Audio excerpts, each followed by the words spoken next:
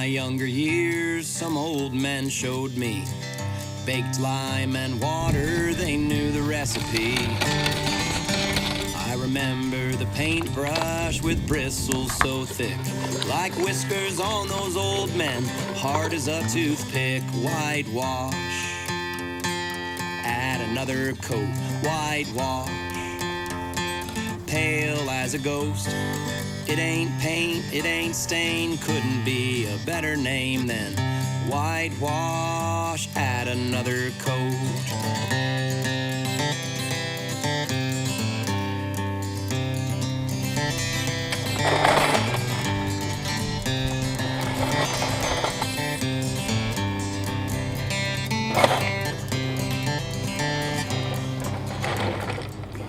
Okay, anyone interested in learning about the limestone burn? Come on over, it's about to get interesting.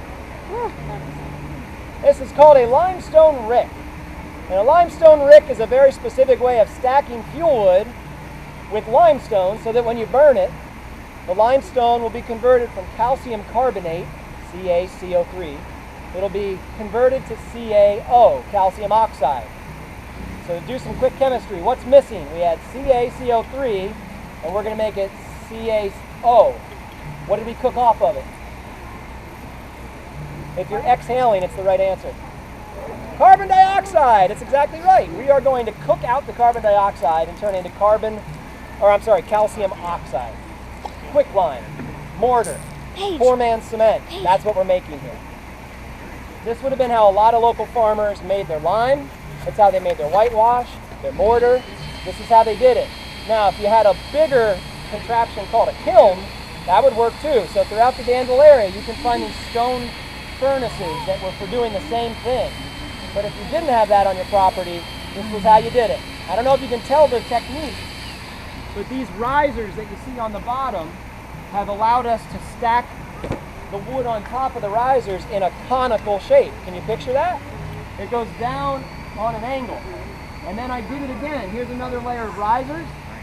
And again, it reinforced that conical nature. In the middle, we have what's called the wick. We're going to light the wick on fire. It should start to burn down and inside, keeping the fire inside, and therefore if it collapses, it'll collapse inward because of that conical nature. So what we shouldn't see is we shouldn't see it start falling out. It should be falling inward. If it turns white, we're on the right track. That's what we want. And you'll see a couple clamshells from Wednesday night's Wagner dinner. This is what they did on the coast. If they didn't have limestone, like a lot of coastal communities, the soil was so deep and sandy, they used oyster shells and whatever they had. It's the same thing, calcium carbonate.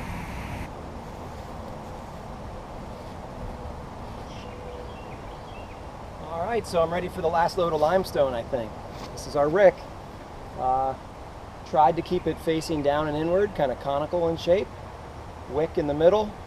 Got one last load of limestone. The biggest load goes on top. As you saw, there was a smaller load of limestone that went about 3/4 of the way up. Not exactly sure why, but I'm not going to question it. We're doing my research. That's what I found. They often did in the old days, so I didn't question it. Did the same thing. Got to put the last load of limestone on top. When we're ready to light it, we're going to light it from the wick. The wick should take the flame down and outward. I guess the idea is to keep it, since it's conically shaped, if it burns from the inside, the limestone should bake and stay in rather than crumble out. So that's the goal. This whole topic of making lime for agriculture and for cement and for whitewash connects to mining, because really it all starts with getting the limestone out of the ground. And I'm here as a guest of Rhine Farms here in Montour County. The Rhine Farm has this deposit of limestone on their property, and they were kind enough to let me come and get a little of the limestone for the project. Calcium carbonate, that's what limestone is. There are some heavy and magnesium limestones, but this is a calcium-based limestone, calcium carbonate. And so the mining process is what I'd like to talk about first, because really that's where this whole process starts. If you're lucky enough to have it already crushed up like this because they have access to a bulldozer, that's great. But in many cases, you're going to work your way into bedrock. And to get it loose from bedrock, you're going to need explosives. So I brought some of the tools, and I'll demonstrate. There's a little piece of bedrock here. I'm going to turn the camera down and show you the traditional way of drilling and then blasting to loosen it up. So down here, that's solid bedrock limestone. So if we were going to be working with solid limestone, eventually, if we dug out this loose stuff, eventually you'd have to blast. You're going to get into the bedrock. A one-man jackhammer is going to start with a small star bit drill like this. Single jack, it's called. Single jack meaning one man can operate it. You got the drill bit in one hand, and you got the hammer in the other, and I'm going to hit it and give it a quarter turn.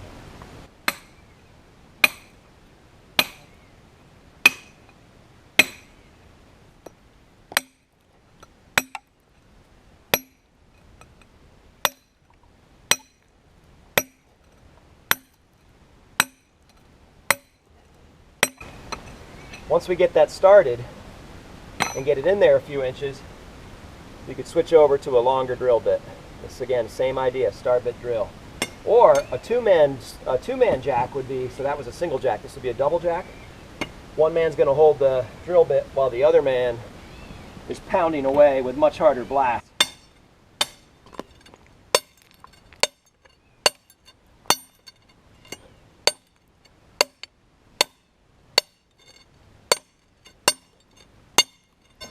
So with the star bit drill, this is actually a pretty time-consuming process. Now granted, I'm no expert, and I'm sure if you did this several hours a day your whole life, you'd get pretty good at it, but you know, just there in a few minutes, I'm not even an inch into that rock.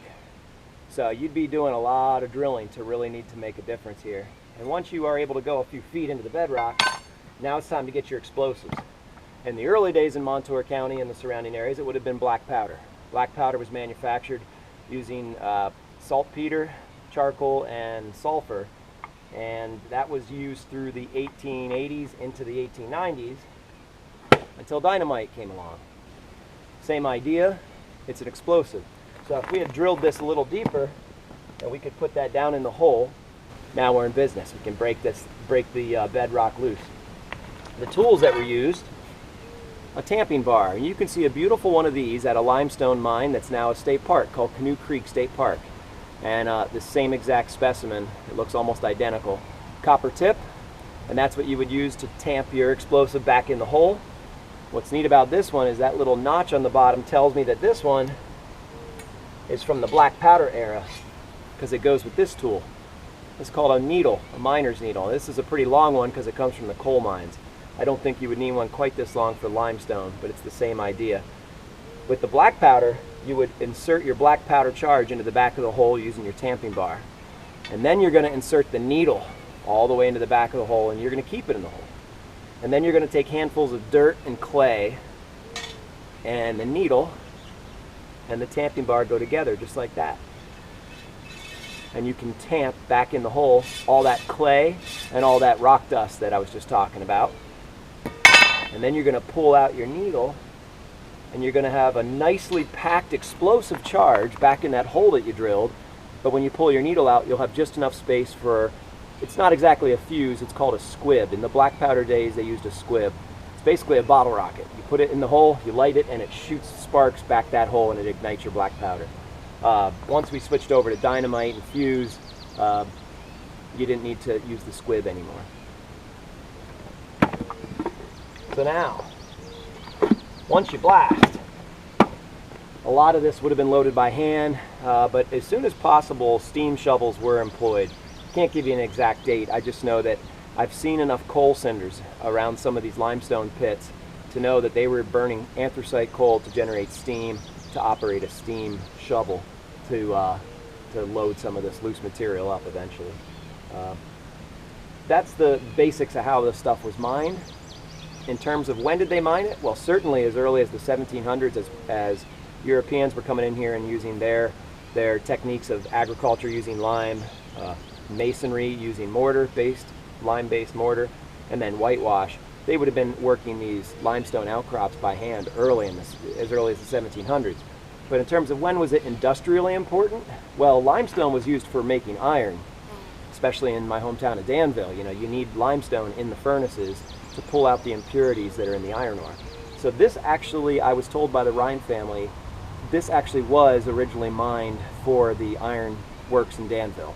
That was one of the reasons this limestone was worked. So it's pretty neat to be standing in this legacy from the 1800s. Iron went down in Danville in the 1890s. That was pretty much the last time they were firing up the blast furnaces. So what did the limestone furnaces do in the area in that time? Well, the iron furnaces. A lot of the iron furnaces then in the 1890s actually converted to becoming limestone furnaces. And all I mean by that is same structure, but they would burn the limestone down to lime. And they were doing that through the 1930s and even 40s would be my guess. So the furnaces that still stand, in many cases, if you look inside of them, had been kind of retro modified to burn limestone. This is the Franklin furnace, and this was one of the iron furnaces of Montour County, of course, where they melted iron ore and made pig iron. However, like many of the iron furnaces, when pig iron went out in the 1890s, many of these were retrofitted to become limestone kilns. And I'm almost certain I remember Mr. Shipe saying that this furnace was turned into a lime burning kiln.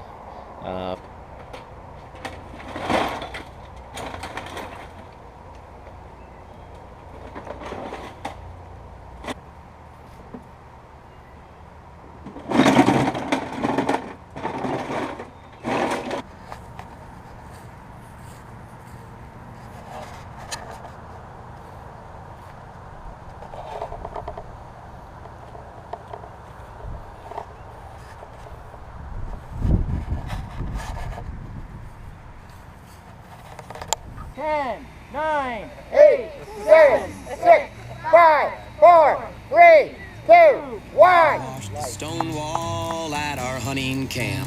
It was due for a new coat, these mountains cold and damp. As I worked, I noticed fingerprints in the wall. Echoes in the whitewash, perhaps my grandpa. Whitewash, add another coat. Whitewash, pale as a ghost. It ain't paint, it ain't stain. Couldn't be a better name than whitewash. Add another coat.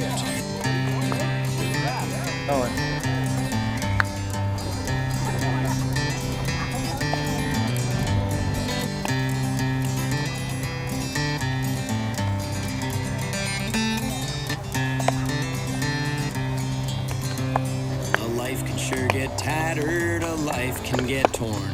At times you need to start again, a time to be reborn. Just like an old wall, a barn, or a fence. A little bit of whitewash and you're born again. Whitewash, add another coat. Whitewash, pale as a ghost. It ain't paint, it ain't stain. Couldn't be a better name than whitewash. Add another coat.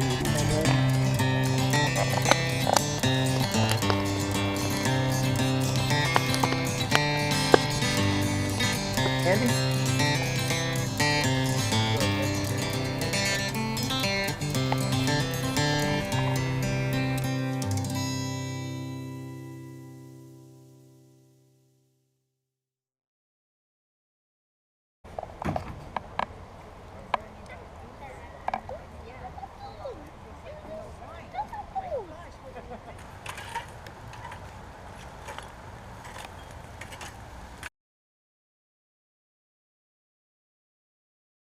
All right, here we are the next day. We got a good amount of rain last night. That was probably a good thing because as this reduced, it becomes calcium oxide. Calcium oxide is a bit dangerous in the sense that it's thirsty for water.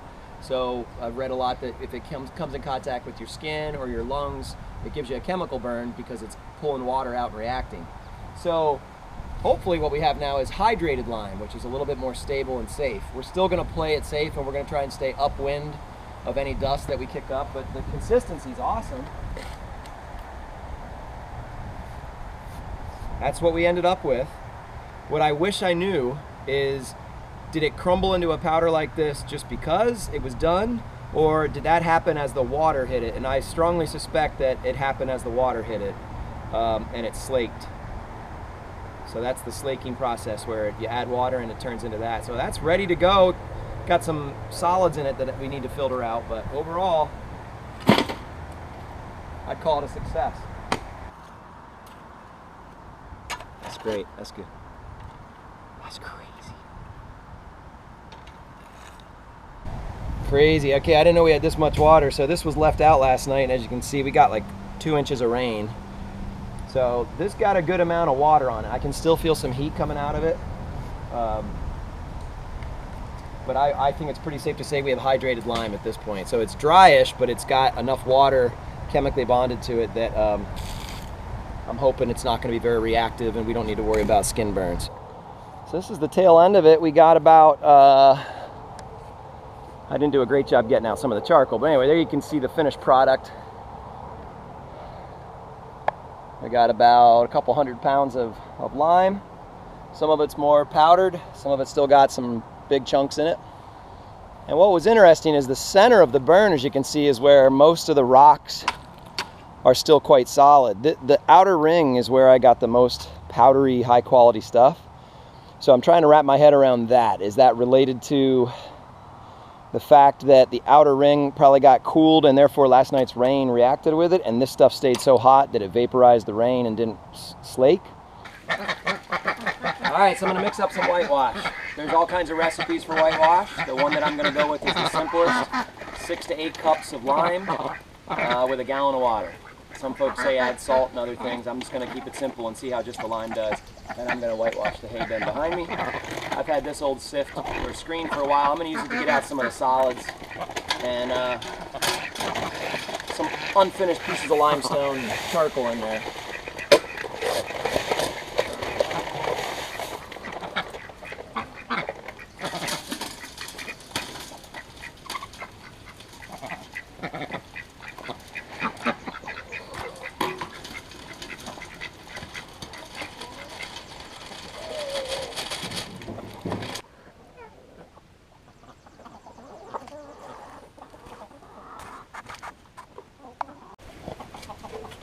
One gallon of water.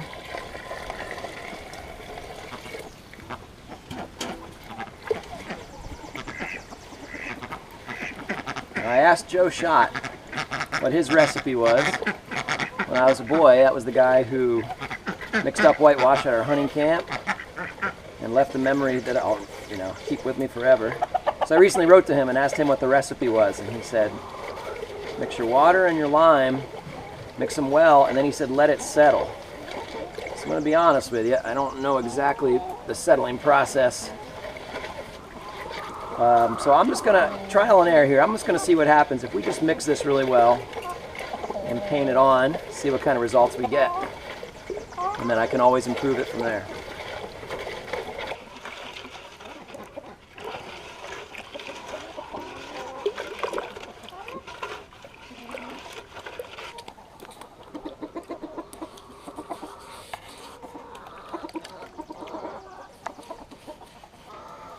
Yeah, I didn't do any of this down here.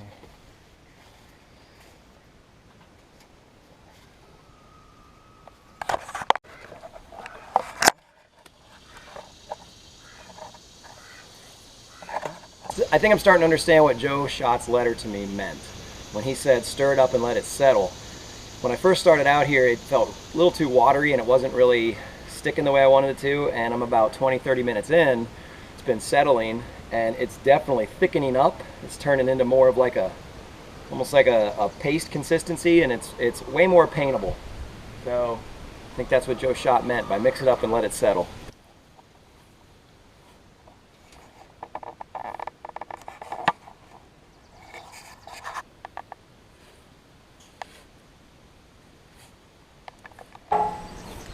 So now, keeping the experiment going, we've mixed up some mortar, just less water and more of a pasty substance. And we're just going to do a little stone wall and just for fun see how many weeks or months it lasts. I'm just curious how it holds up compared to concrete.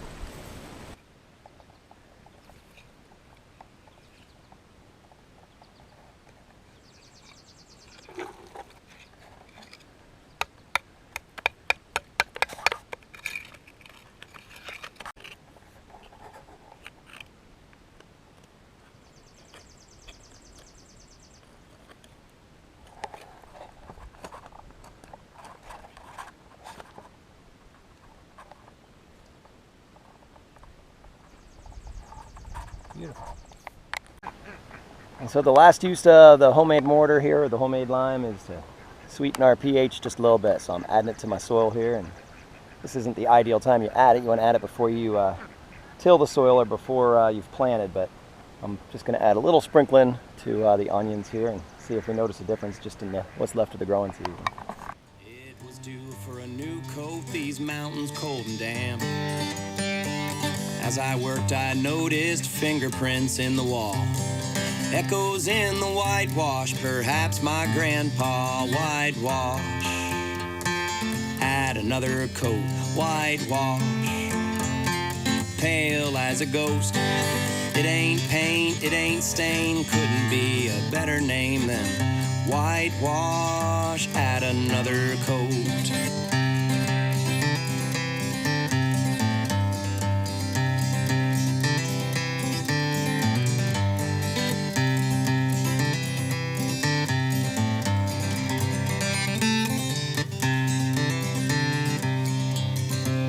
A life can sure get tattered, a life can get torn. At times you need to start again, a time to be reborn.